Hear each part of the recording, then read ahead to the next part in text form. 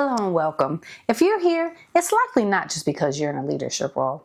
I believe it's because you're committed to your own evolution, wherever you are on your path, whether it's an aspiring leader, managing your first team, or a seasoned executive.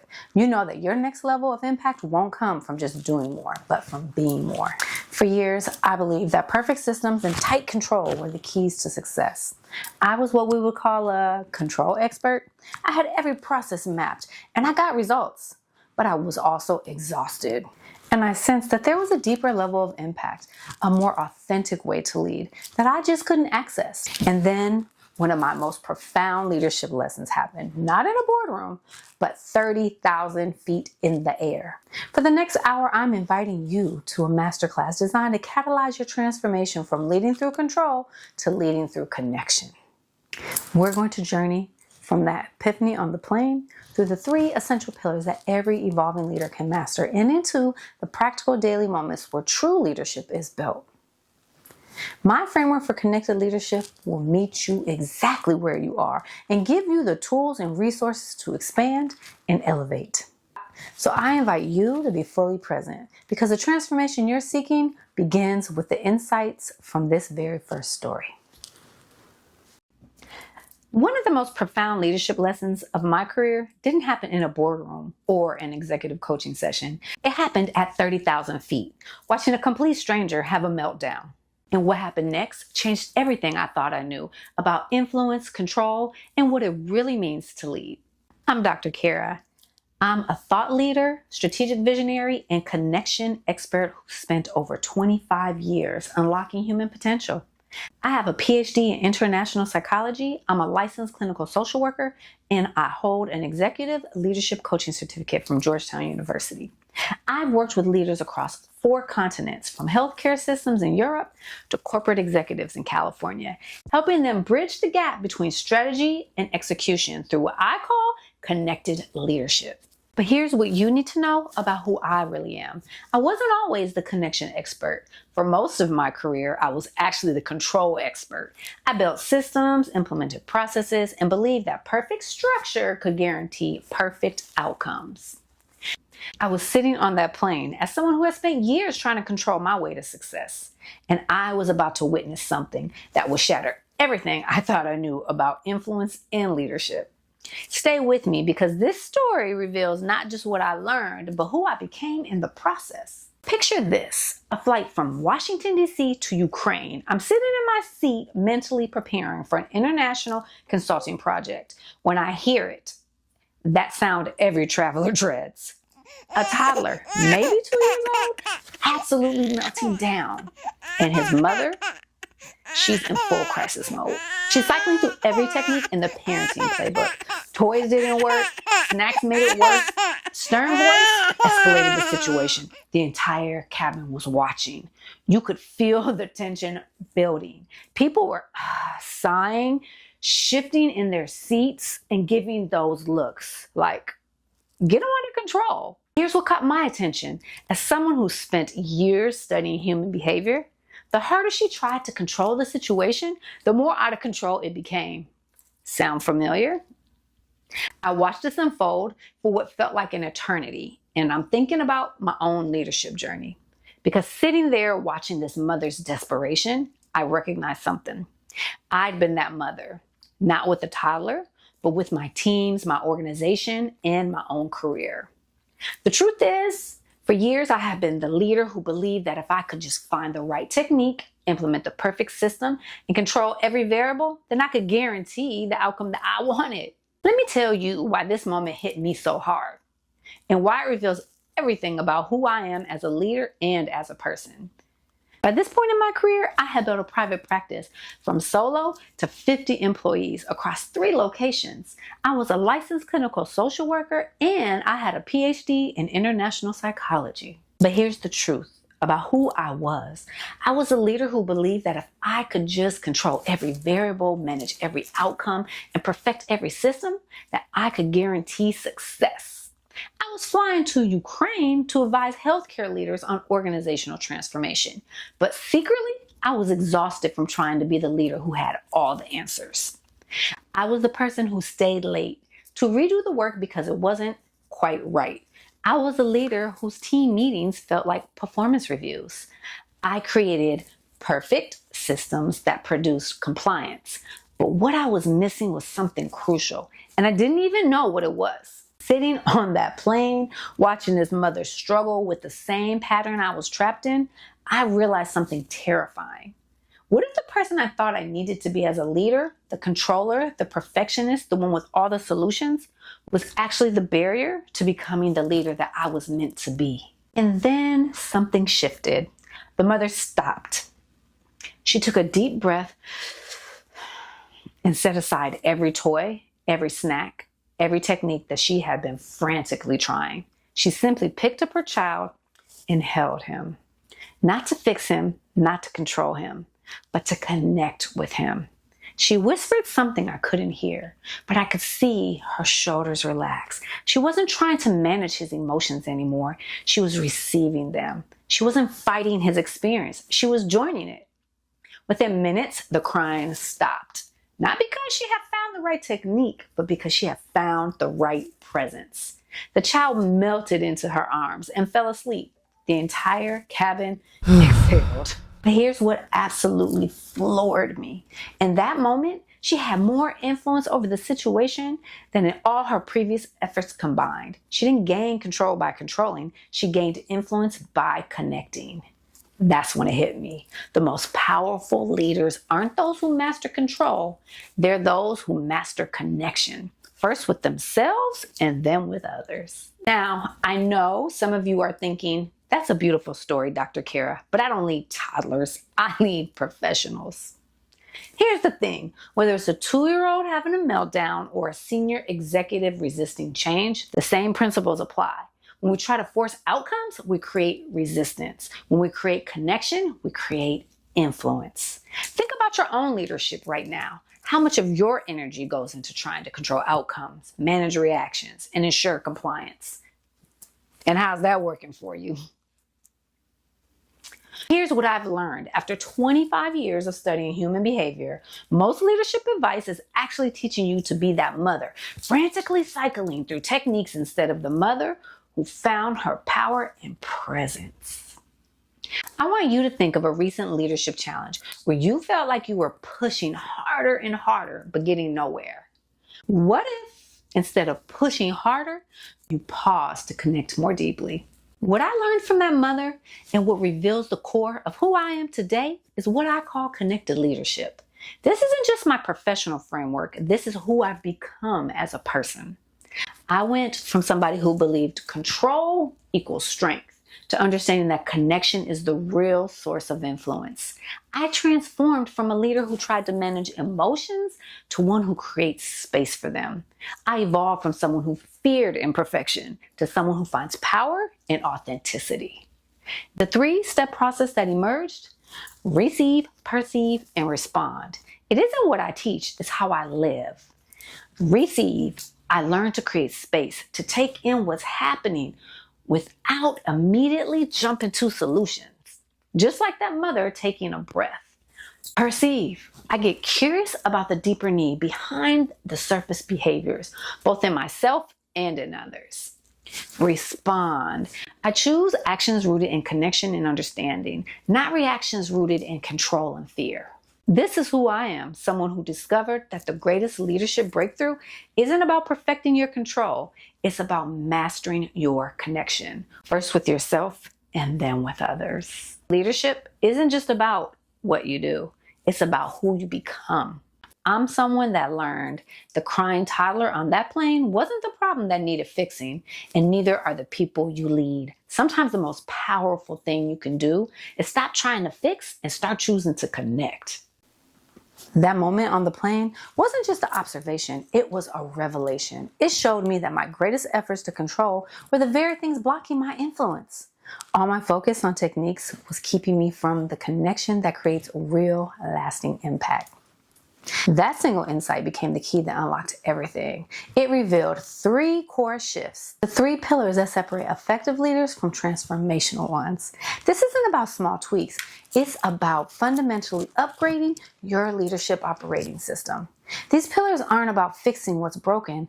They're about unlocking what's possible. Let me show you the blueprint. Here's the thing.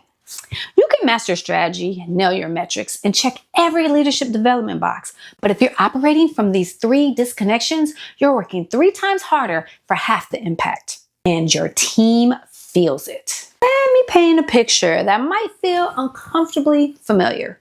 It's Tuesday at 3. You're in back-to-back meetings, your phone is buzzing with urgent requests, and you just got an email that makes your stomach drop.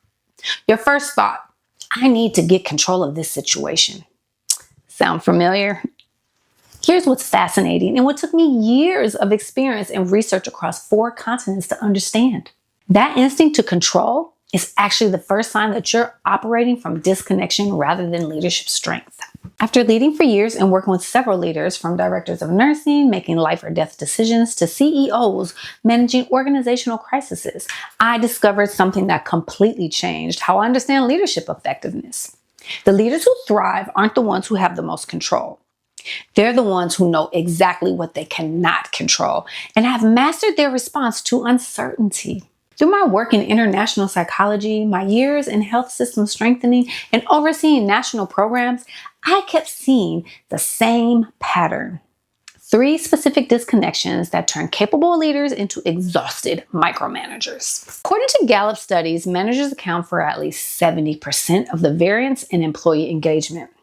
But let's unpack what that really means. This isn't about job titles. It is about the reality that when you have formal authority over others, your approach fundamentally shapes their experience. Management is about the position you hold. Leadership is about how you show up in that position.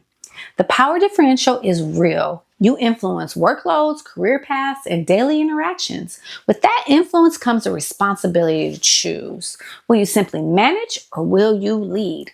Think about that. 70% of whether your team is engaged, motivated, and performing at their best largely comes down to whether you use your positional authority to control or to connect, to prove your worth or to recognize theirs, to demand perfection or to embody grace. The research confirms what effective leaders know. It's not the title that transforms teams. It's how you choose to lead from whatever position that you're in. So let me break down the 3 pillars of my framework for connected leadership. Not just what they are, but why each one directly addresses a leadership blind spot that's probably affecting your effectiveness right now. Last week, we discussed disconnection is worth confusion. Honestly, this one took me the longest to figure out in my leadership journey. Here's how it shows up. You make decisions based on how they'll be perceived rather than what's the most effective.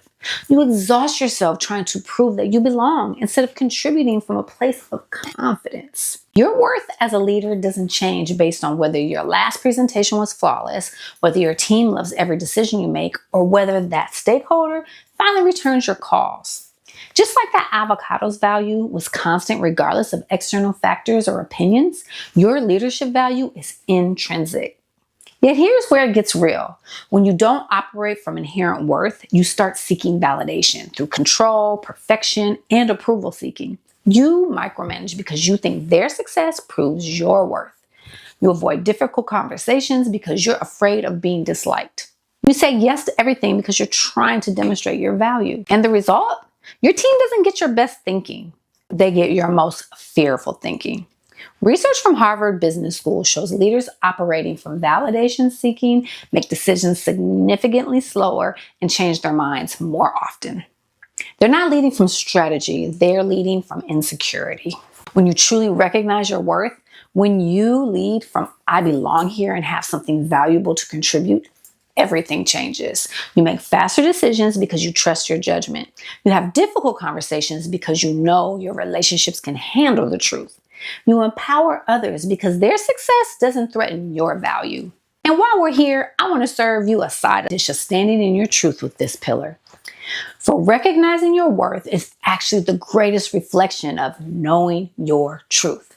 When you know your worth, you stop what Brene Brown calls hustling for worthiness. You stop trying to show up as someone that you're not or prove things that don't honor who you authentically are. In leadership, this looks like stopping the performance. You know, that exhausting act where you pretend to have all the answers. You mirror other leaders' styles instead of developing your own, where you say yes to opportunities that drain you because you think that's what good leaders do. Standing in your truth means leading from your authentic strengths, values, and perspectives, not the version of you that you think others expect you to be. Standing in your truth means aligning the audio with the visual, meaning your words and your actions are consistent. The second disconnection is what I call the perfectionism prison. This one almost ended my leadership career. Here's how you know you're trapped. You confuse high standards with perfectionism, not realizing that perfectionism actually prevents excellence. I once sent a team deliverable back so marked up with corrections that it looked like it was bleeding.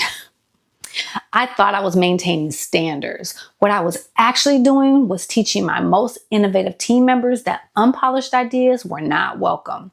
Guess what happened to our innovation in our next quarter? Grace isn't about lowering standards. It's about creating the psychological safety that allows people to achieve higher standards. When people feel safe to be imperfect, to learn, to grow, they actually perform better because their energy goes into improvement rather than self-protection. Google's Project Aristotle, their massive study on team effectiveness, found that psychological safety was the #1 predictor of high-performing teams. Not talent, not resources, not strategy. Safety to be human while pursuing excellence. Here's the paradox. When you embody grace, you get better results than when you demand perfection. Why? Because grace creates space for learning, risk-taking, and honest feedback. People share problems before they become crises. They propose innovative solutions they haven't fully polished yet. They tell you what's really happening instead of what they think you want to hear. So grace in practice looks like this. This isn't perfect, and that's exactly where we need to be to make it excellent.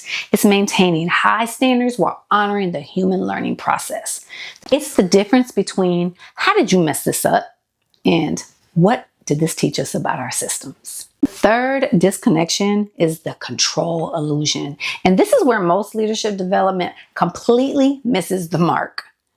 We're taught to take control, be in control, maintain control. Here's what 25 years of working in complex systems taught me. The more tightly you grip for control, the less influence you actually have.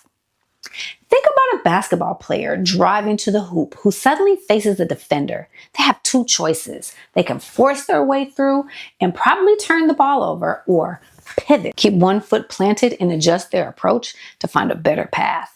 The goal stays the same, but the method changes based on new information. That's exactly what conquering control looks like in leadership. You keep one foot planted in your values, your purpose, your commitment to results, but you pivot your approach based on what's actually happening, rather than forcing your original plan through resistance. Here's the irony. The leaders who try to control everything usually control nothing. They're so busy managing every detail that they miss the bigger patterns.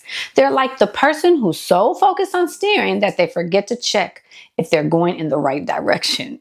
Studies on leadership effectiveness show something fascinating. Leaders who focus on influence rather than control achieve better team performance and higher employee engagement. Why?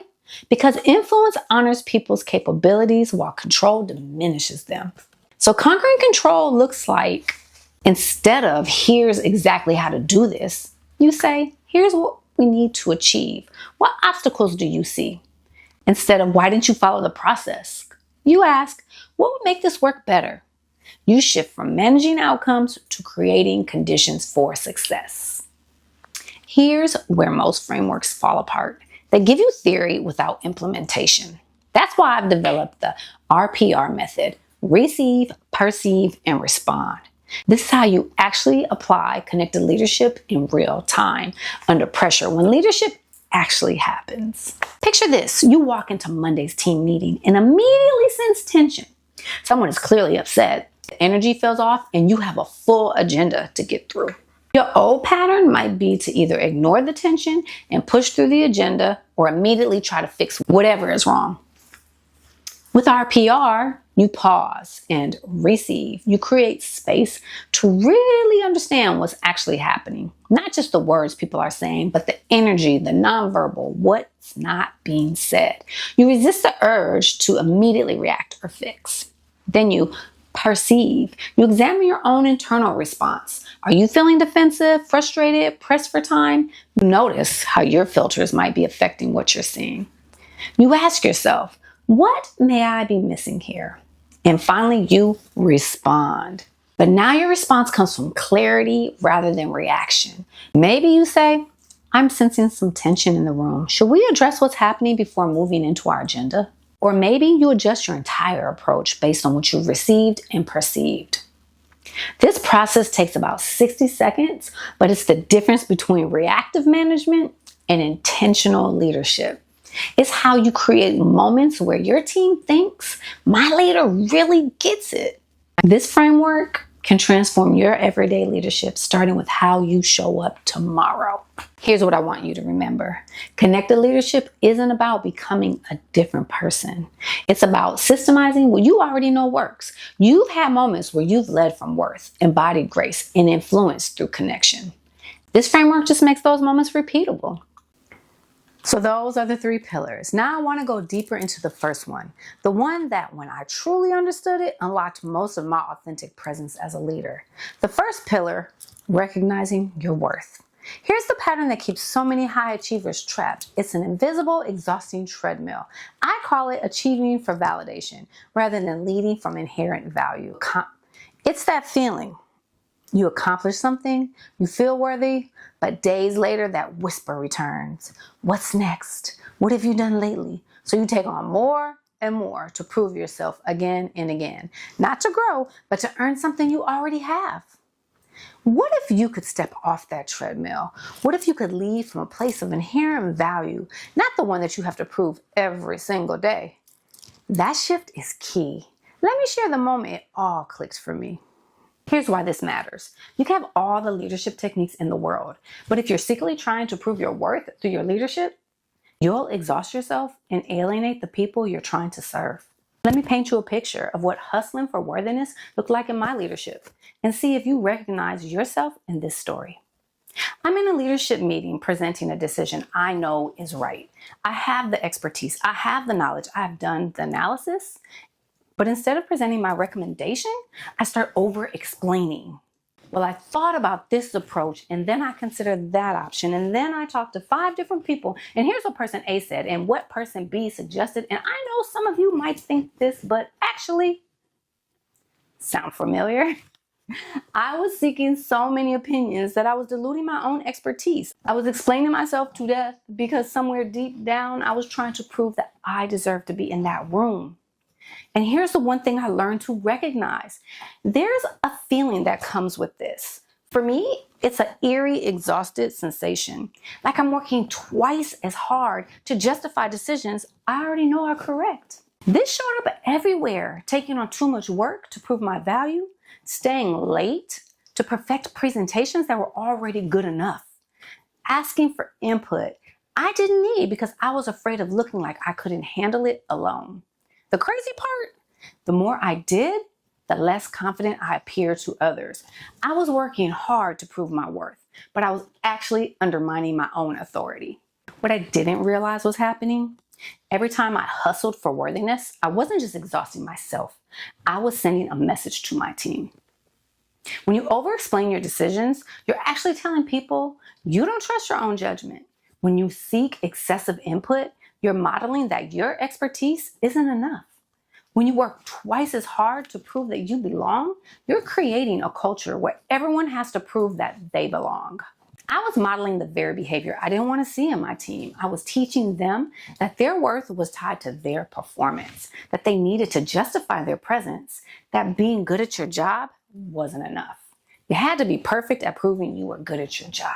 The most devastating part, I was doing this while teaching connected leadership. I was helping other leaders recognize their inherent worth while I was learning to recognize my own. That's what made Brené Brown's words hit so hard. I realized I'd been so focused on proving I belonged that I had forgotten to simply trust that I did. So there I was, book in my lap, feeling that phrase, hustling for worthiness, verbatim through my entire nervous system. And I made a decision that changed everything. I decided to pay attention to that feeling, that eerie, exhausted sensation I get when I start over-explaining myself. Instead of pushing through it, I would recognize it as data. Now when I feel that familiar exhaustion creeping in during a conversation, I literally pause and ask myself, am I explaining because they need to understand? Or am I explaining because I need to prove something? There's a huge difference between breaking things down to help people learn, which I love doing, and over-explaining to prove I deserve to be heard. One comes from service and the other comes from insecurity. I started carrying my decisions with quiet confidence. When I know something is right, I present clearly once and trust my expertise. When I need input, I ask specific people questions rather than seeking validation from everyone. And you know what? That eerie feeling became my early warning system. The moment I feel it, I know I'm starting to hustle for worthiness and I can course correct real time.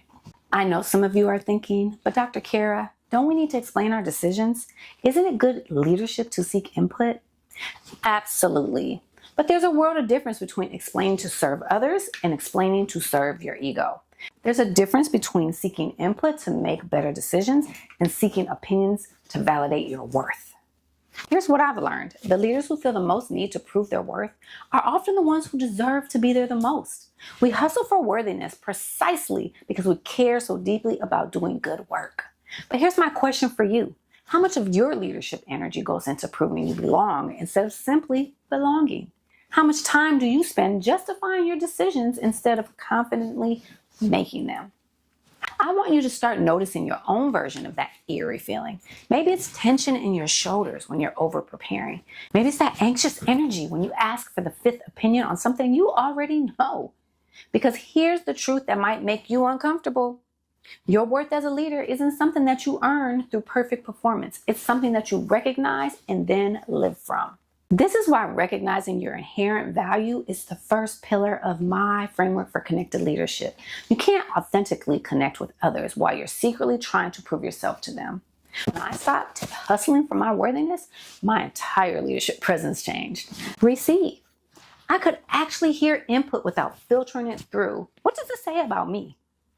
Perceive. I could assess situations based on what was needed, not what would make me look good. Respond. I could make decisions from wisdom rather than insecurity.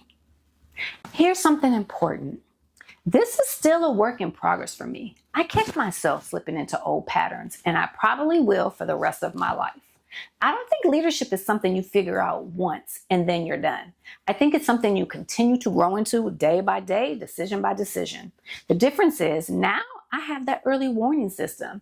Now I can recognize when I'm hustling for worthiness and choose to leading from worth knowing instead. This internal shift from worth proving to worth knowing changed everything about how I show up as a leader. And it's probably the most important work any of us can do. When you stop hustling for your worth and start leading from it, you become unshakable. You're no longer drained by proving yourself, which frees up all that energy for the next stage of your evolution, embodying grace. This is where so many leaders get stuck. They believe they have to choose high standards or compassion, results or relationships. However, transformational leaders, they don't choose. They expand. They learn to hold the and. This is a shift from a drained leader to a resilient one. It's your capacity to hold your commitment to excellence while honoring the full humanity of your team and yourself. There's a specific habit that makes this possible, and when you implement it, everything changes. Let's dive in. Here's what I've discovered. Connected leaders aren't the ones who avoid contradictions. They're the ones who learn to hold space for them. Let me share an example of a leadership trap that used to exhaust me and see if you recognize yourself in this story. You're passionate about excellence, but you also value compassion. You want to be firm with standards, but flexible with people. You need to communicate directly, but also maintain emotional intelligence and balance. For years, I thought these were problems to solve. I believed I had to choose. Am I the leader who prioritizes results or relationships?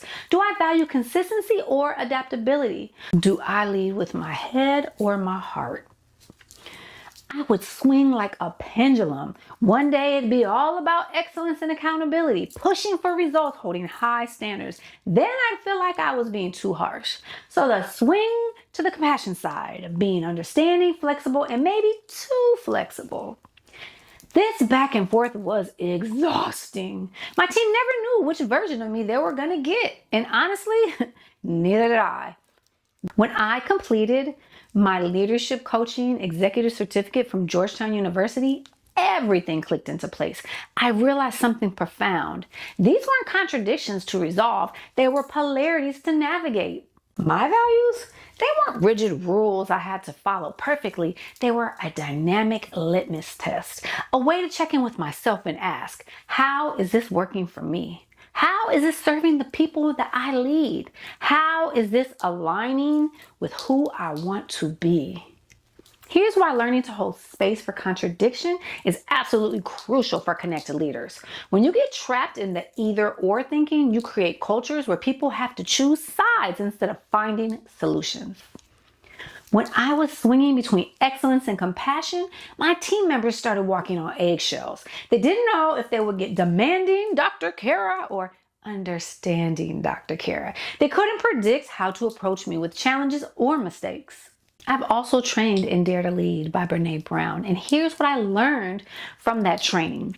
When collective values are identified and the behaviors associated with those values are collectively defined by a team and then honored, it transforms culture, engagement, accountability. Leaders who can't navigate polarities create environments where people feel like they have to be perfect or hide their struggles. Where innovation dies because people are afraid to take risks that might not align with whatever side the leader is on that day. For me personally, I was exhausting myself, trying to be consistent in the wrong way. I thought consistency meant always responding the same way.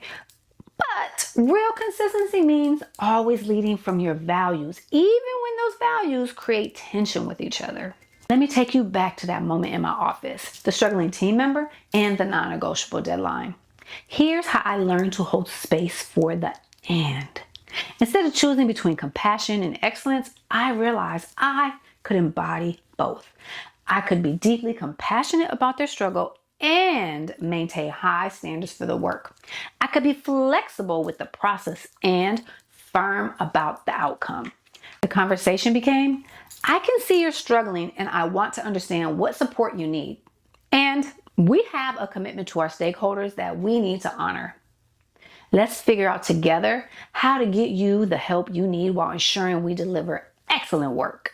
This is when I discovered that my values, communication, excellence, integrity, reliability, consistency, balance, emotional intelligence, weren't competing with each other. They were informing each other. What I found to be the most profound part, I realized that values can change and evolve. They're not carved in stone. They're a litmus test that helps me check in. Is this working for me? Is this serving my team?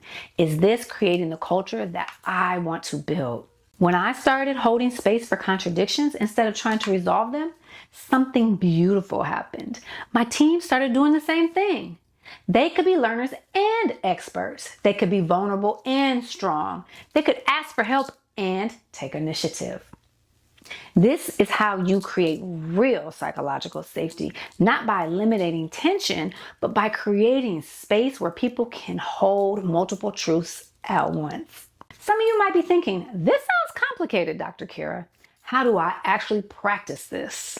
This is what connected leadership actually looks like, holding space for the tensions that make us human. Being passionate about your mission and compassionate with your people, maintaining high standards and creating psychological safety. Think about the polarities you're facing right now. Where are you trying to choose sides instead of holding space for the and? Where could your values serve as a litmus test to help you navigate rather than a rigid rule to follow?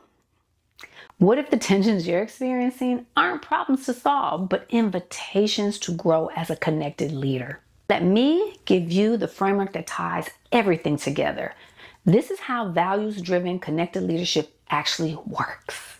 Receive. You receive polarities and tensions as information, not problems. You get curious about what both sides are trying to serve. Perceive. You perceive your values not as rigid rules, but as a dynamic litmus test. You ask, how is this working? What needs to be honored here? Respond. You respond by holding space for the and. You create solutions that honor multiple values and serve multiple needs. This is who I am, a connected leader who learned that the goal isn't to eliminate contradictions, it's to dance with them, to hold space for complexity, for multiple truths, for the beautiful mess of leading human beings. My values of communication, excellence, integrity, reliability, consistency, balance, and emotional intelligence don't compete with each other. They inform each other. When something isn't working, my values help me course correct, not by becoming rigid, but by staying true to what serves everyone best. When you master this, you don't just become a better leader, you create cultures where other people can hold space for their own contradictions. Where teams can be both innovative and reliable. Where people can be both vulnerable and strong.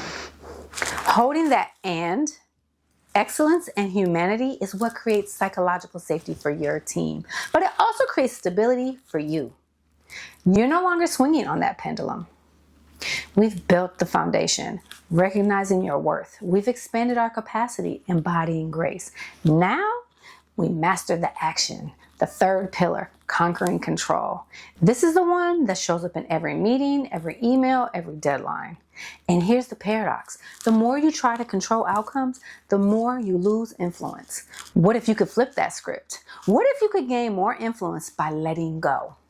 The answer reveals itself when you can spot the number one sign that you're falling into this trap. Let me show you what to watch for and the pivot that sets you free. We're exploring the pivot point, that magical moment when releasing control transforms into extraordinary connection. And yes, I'm going to show you exactly how to do this when your carefully crafted plans meet reality and have what I like to call an unfortunate collision. We're moving from understanding the pivot process to mastering it under pressure.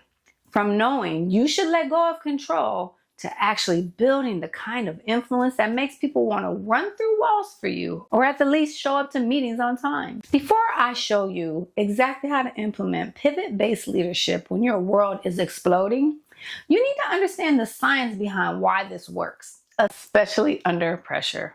Research from organizational behavior experts has identified what we call the control connection paradox. Here's what this looks like in real life. The more leaders try to control outcomes during crises, the less connected they become to their team's actual capabilities. It's like trying to conduct an orchestra by grabbing the instruments instead of guiding the musicians. Dr. Edgar Schein, in his landmark work, Organizational Culture and Leadership, found through decades of organizational study that high control leaders create what he calls defensive routines during stressful periods. Your team stops focusing on solving problems and starts focusing on avoiding your reactions. They spend more mental energy managing up than they do managing the actual crisis. Here's the fascinating part. Research in neuroscience shows that when team members feel controlled during high stress situations, their brains activate threat detection systems. Studies on cognitive load and stress response indicate that this can significantly reduce creative problem-solving capacity. You're not just micromanaging, you're accidentally lobotomizing your team's best thinking. Here's where it gets exciting. Research on leadership effectiveness shows that when leaders master the pivot from control to connection during pressure situations, their teams demonstrate significantly higher engagement, faster problem solving, and fewer unproductive crisis meetings. Studies on organizational trust and performance indicate that companies with high trust, low control leadership cultures don't just weather storms better, they use storms to innovate. Research shows these organizations demonstrate stronger revenue growth during challenging periods and better talent retention when facing difficulties. And what really blew my mind is when you stop controlling and start connecting during crisis, you don't lose influence. You become magnetic. Your team stops doing things because they have to and start doing things because they genuinely are invested in the outcome. That's the difference between compliance and commitment, between surviving chaos and thriving in it. Let me share about the moment I truly understood this transformation and nearly destroyed a relationship with my best client in the process. I was working with a healthcare administrator. I'll call her Sarah. She was brilliant, driven, and drowning in what I call control quicksand. Sarah was working 70-hour weeks, personally approving every decision down to office supply orders. Her team of incredibly talented professionals had essentially become highly paid order takers, and they stopped taking initiative, stopped proposing solutions, and stopped thinking strategically. Innovation had flatlined, and turnover was climbing faster than healthcare costs. When we started working together, Sarah's first response was a classic control obsession. But Dr. Kara, if I can't manage these outcomes personally, how do I ensure quality? How do I know things won't fall apart? My reputation is on the line. She was trapped in the control paradox, believing that her death grip was holding everything together when it was actually strangling her team's potential. So we implemented the pivot process, starting with what I call control releases, small experiments in letting go. First, Sarah started receiving the full picture instead of just the problems. She began really listening to her team's capabilities instead of just their task completion status. Then came the breakthrough perception. Sarah realized her control wasn't creating better outcomes. It was creating learned helplessness. Her team had stopped thinking strategically because she was doing all the strategic thinking for them. They weren't incompetent. They were undertrained in independence because she had been solving their problems for them. Finally, she learned to respond with what I call empowering questions instead of controlling directives. Instead of, here's exactly how to handle this situation, she started with, what approach do you recommend? What factors are you considering? What support do you need from me?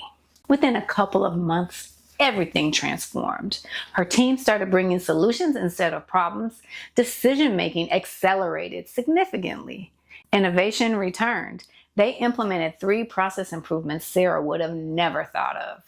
Sarah reduced her working hours from 70 to 45 a week while achieving substantially better outcomes. Here's what shocked Sarah most. She didn't lose control. She gained influence that was exponentially more powerful.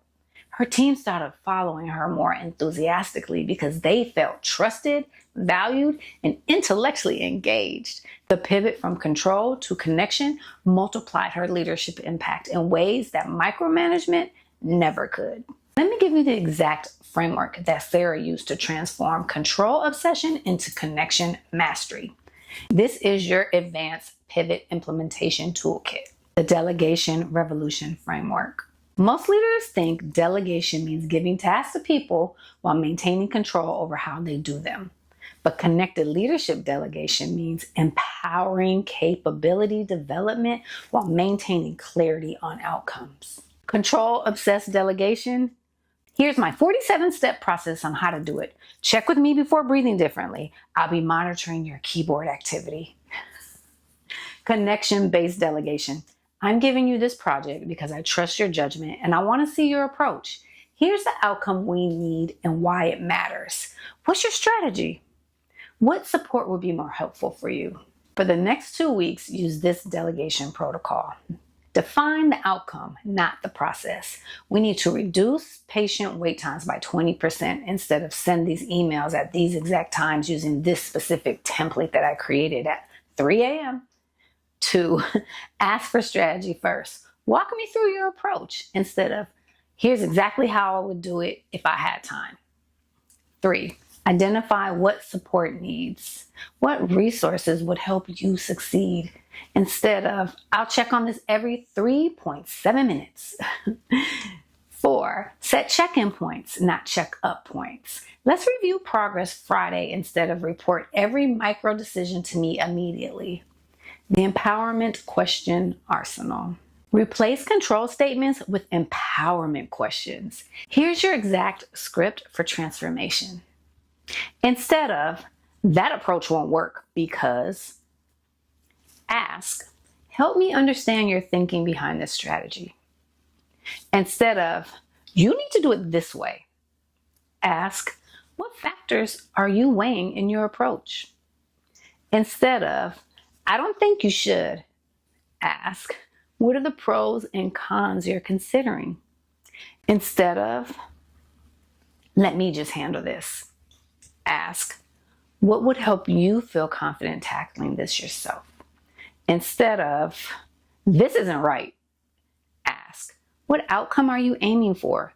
And how does this get us there? The trust building acceleration process.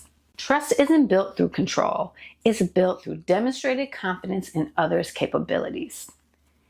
Here's your 30-day trust acceleration plan with specific weekly goals. Week 1, the approval audit. Identify 3 decisions that you currently approve that team members could make independently. Example, meeting schedules, routine vendor communication, standard process adjustments. Let them make these decisions without pre-approval. Track the outcomes.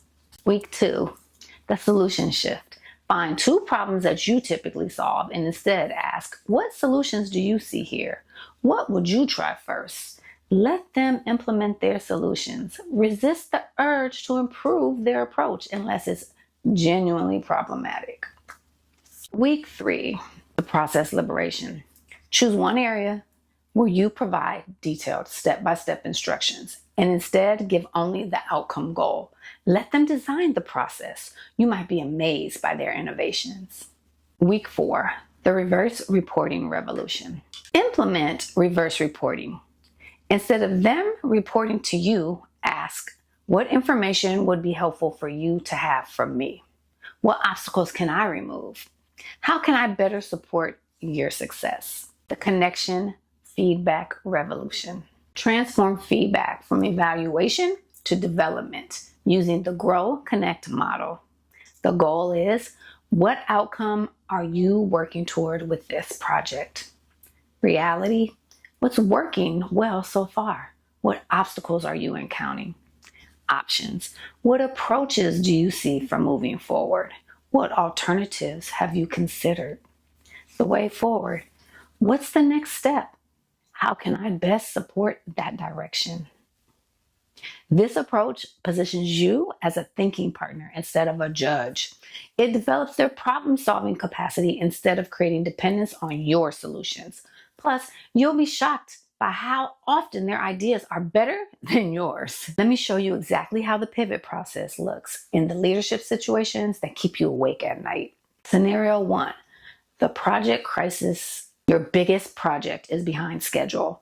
The client is asking pointed questions, and your team lead just told you that there are some challenges they are working through. A controlled, obsessed response would be, this project is behind schedule and I need answers. I want daily reports on every task, approval of all decisions moving forward, and a detailed recovery plan on my desk by tomorrow morning. A connection-based response would be, I see we're facing some challenges with timelines. Help me understand what's happening. What obstacles are slowing progress? What adjustment to resources or timelines would help you succeed?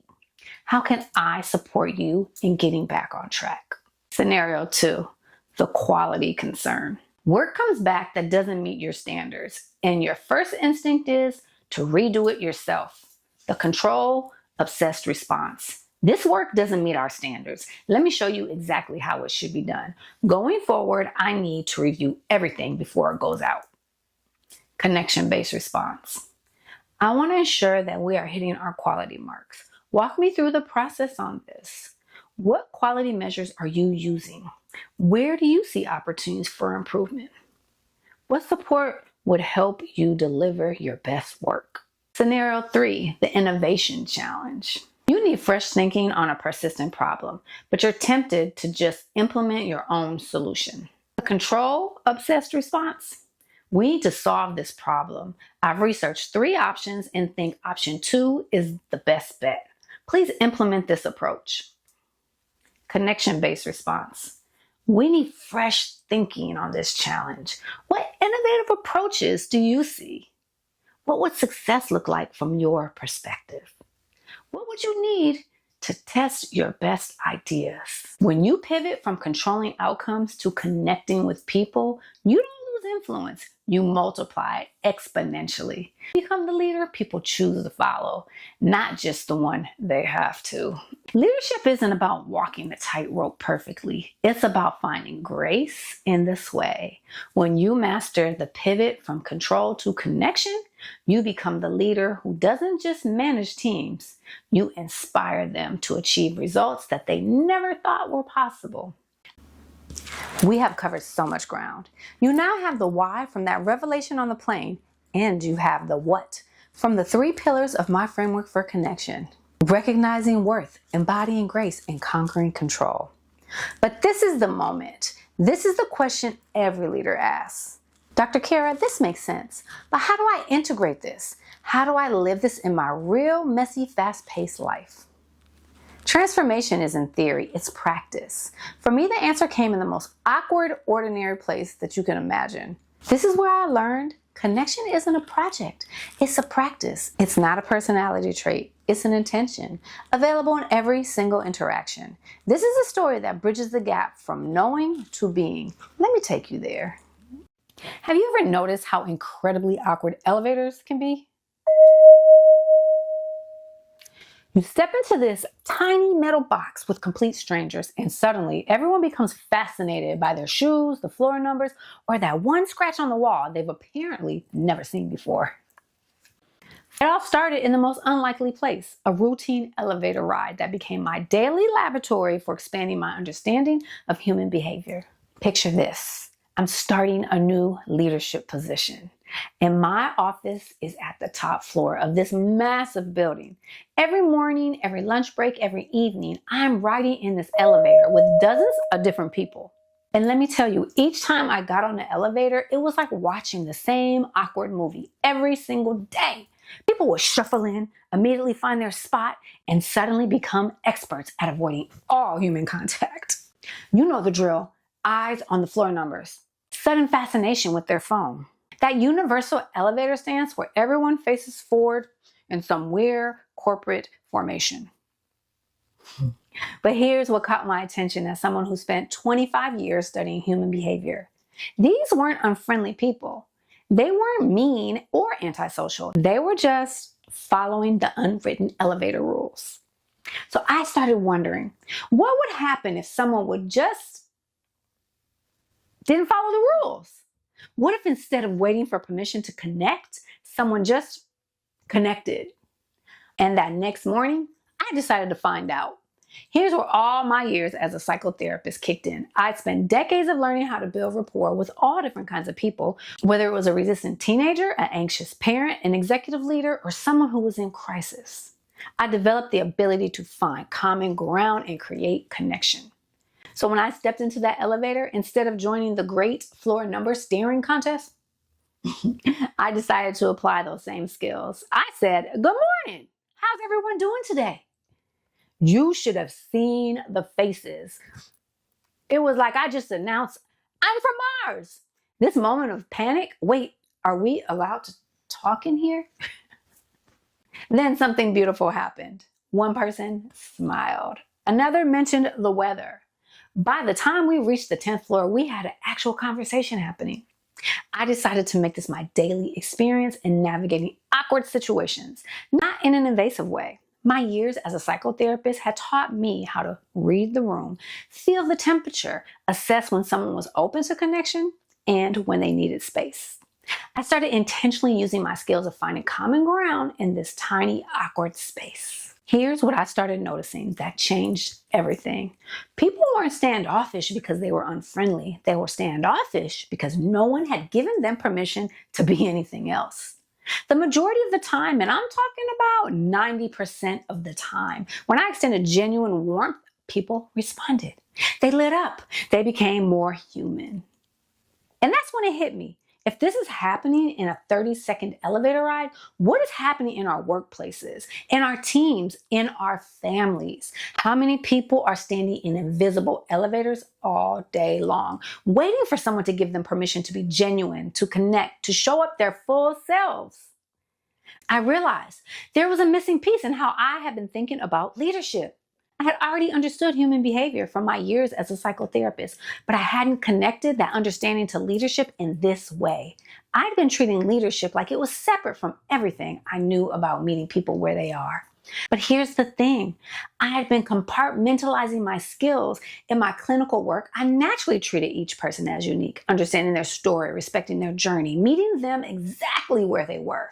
But somehow, I thought leadership required a different approach. The epiphany came on a particularly crazy day. I'd been dealing with difficult meetings, challenging decisions, and all the typical leadership stress. I stepped into that elevator feeling completely drained. And there was this woman who looked like she was having even a worse day than I was, if that was possible. Instead of retreating into my own stress, something in me just reached out. I said, "Rough day, huh?" She looked up, surprise, and then relief. She said, "You have no idea." We ended up talking for those 2 minutes, and by the time the door opened, both of us were smiling. As I walked into my office, it hit me. This is what was missing from my leadership approach. I already knew how to understand human behavior, but I hadn't been applying my person-centered approach to leadership. I began thinking about my most meaningful moments as a psychotherapist. The breakthrough moments came when I truly saw each person as unique, met them where they were, understood their story, and connected with what drove them. What if leadership worked the same way? What if, instead of treating my team as a group to manage, I approached each person the way I approached my clients, with genuine curiosity about their passions, their motivations, what made them feel seen and valued? That's when I realized leadership is more than learning completely new skills. It's about expanding my understanding of human behavior and applying my person-centered approach to how I lead. Because every person I lead is unique with their own story, their own passion, and their own way of contributing. Some of you may be thinking, "That's all and good, Dr. Kara, but I'm not naturally outgoing. I'm an introvert. I don't just talk to strangers in the elevator." Trust me, I get it. Here's the beautiful thing. This isn't about being extroverted or chatty. This is about recognizing that connection doesn't require personality changes. It requires intention. Think about your own life. When has someone's genuine attention changed your day? Maybe it was a cashier who actually looked at you and smiled, or a coworker who asked how you were doing and waited for the real answer. A friend who texted you exactly at the right moment. Here's what might challenge you. We've been taught that professional means keeping distance, that leadership means treating everyone the same. What if the opposite is true? I want you to think about this. How well do you really know the people you lead? Not just their job functions, but who they are as people. What gets them excited? What are they passionate about outside of work? Because there's something powerful that happens when you truly know someone. But I'll come back to that. This elevator epiphany became the foundation of everything I now teach about connected leadership. Here's where I want to share something profound that most leaders miss. Recent research from Google's Project Aristotle and studies by Dr. Amy Edmondson at Harvard show psychological safety, when people feel seen, valued, and safe to be authentic, is the #1 predictor of team performance. When people feel truly connected to their leader, innovation increases, turnover decreases, and engagement soars. Here's what I'm passionate about. This is where the magic happens. When you really get to know someone, their interests, their strengths, what drives them, you can connect them with opportunities that align with their passion. Maybe they mentioned months ago they love data analysis, and now you have a project that's perfect for them. When you remember what matters to them and create that connection, they don't just perform, they feel truly seen. This is how I discovered that leadership is a journey, not a destination. I'm going to always continue to learn, read, practice, and sharpen my skills. But what sets my approach apart is how I implement everything I learn through connection. Every person has their own story, their own motivations, their own way of contributing. My job isn't to treat everyone the same. It's to meet each person where they are and support them in accessing their own brilliance. That elevator became my daily reminder that leadership isn't about commanding from above. It's about connecting from within. Here's what I want you to walk away with. This is the most important thing that I can share about who I am and how I approach leadership. When you create space for people to show up authentically, when you truly see them, when you know what drives them and connect their passions to their work, you're not just improving performance, you are transforming lives. You're creating environments where people don't just work, they thrive. I'm someone who discovered that my passion for connecting with people isn't separate from leadership. It is leadership. Understanding human behavior, meeting people where they are, and helping them feel truly seen isn't just a nice to have. It's the foundation of everything that works. So here we are. We've arrived. Not at an ending, but at a new beginning. We've journeyed from that revelation on a plane. That connection is the true source of influence, all the way to a silent elevator, discovering that leadership is built in the smallest moments of intentional presence. You now have the complete framework for your evolution, recognizing your worth, your foundation for leading from your center, embodying grace, your capacity to hold results in relationships together, and conquering control, your art of the pivot. You also have the tool to practice it, the receive, perceive, respond method. Here's what I want you to know. Wherever you are on your path, aspiring, managing, seasoned, you're not behind. You are exactly where you need to be to begin your next evolution. Leadership mastery isn't a destination, it's a practice. That evolution doesn't happen in isolation. If this masterclass opened something for you, if you saw new possibilities for your leadership, then I want to invite you to continue this journey with me. Here's how we do that. First, choose one practice from today. Just one. Maybe it's pausing to receive before you react. Maybe it's reminding yourself, I lead from inherent value. Or maybe it's asking, what am I missing? When your instinct is to control. Practice it this week, not for perfection, but for awareness. Second, subscribe to this channel and join our community. This isn't just a channel, it's a community for evolving leaders.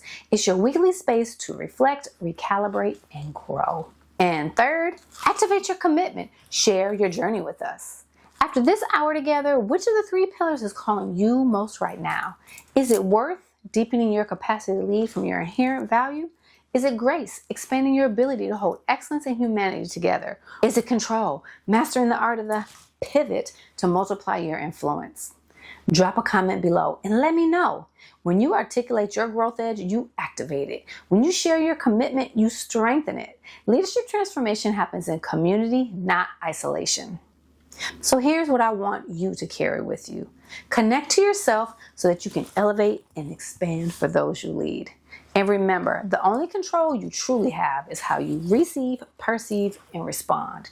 Lead from that place with intention, connection, and with a commitment to your own continuous evolution. Thank you for investing this hour in your leadership. Thank you for your commitment to being the leader your team needs you to be. I am honored to be on this journey with you.